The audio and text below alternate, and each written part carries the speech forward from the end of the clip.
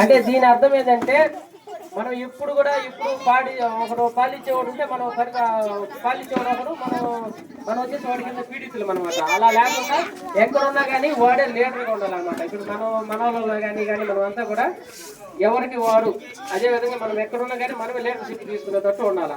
ఎవరికి లీడర్షిప్ ఇచ్చి వాళ్ళ ఇంటికి ఎట్లా జరిగితే అట్లా లేకుండా నేను ఎక్కడున్నా కానీ మనమే లీడర్గా ఉండేటట్టుగా ఈ నియమం ఉపయోగపడుతుంది. మహమ్మద్ సముదాయంలో జన్మించిన ఆయన అస్పృశ్యత, వివక్ష చిన్నతనంలోనే ఎదుర్కొన్న అప్పటి నుంచి ఆయన విద్యాభిరుచులలో అనేక అడ్డంకులను అధిగమించి బొంబాయి విశ్వవిద్యాలయం నుండి డిగ్రీ, కొలంబో విశ్వవిద్యాలయం నుండి MBA, DSc మరియు లండన్ బారెడ్ లా డిగ్రీ సాధించారు.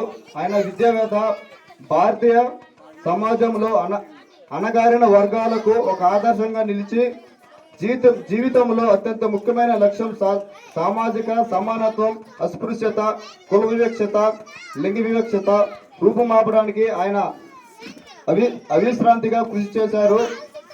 మహమ్మద్ సత్యాగ్రహం 1927 మహారాష్ట్రలోని మహమ్మద్ అస్పృశ్యత సర్వనీజిని నీటి వనరులు ఉపయోగించే హక్కుల కోసం ఆయన నడిపిన ఉద్యమం చరిత్రలో ఒక మైలురాయి.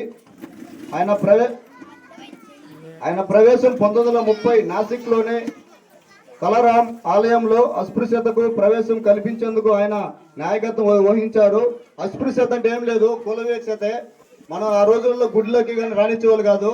అట్లాంటిది మనల్ని గుళ్ళకి కూడా రానియడానికి ఆయన ఎంతో పోరాడాడు. కానీ ఇప్పుడు సమాజంలో కూడా మనల్ని ఏమంత మర్యాద ఏం లేదు. మాటలు మీకు తెలియజేస్తున్నాను. ఈ రోజు మనం స్వేచ్ఛగా జీవిస్తున్నాము అంటే అందుకు అంబేద్కర్ గారి జీవిత త్యాగ ఫలం.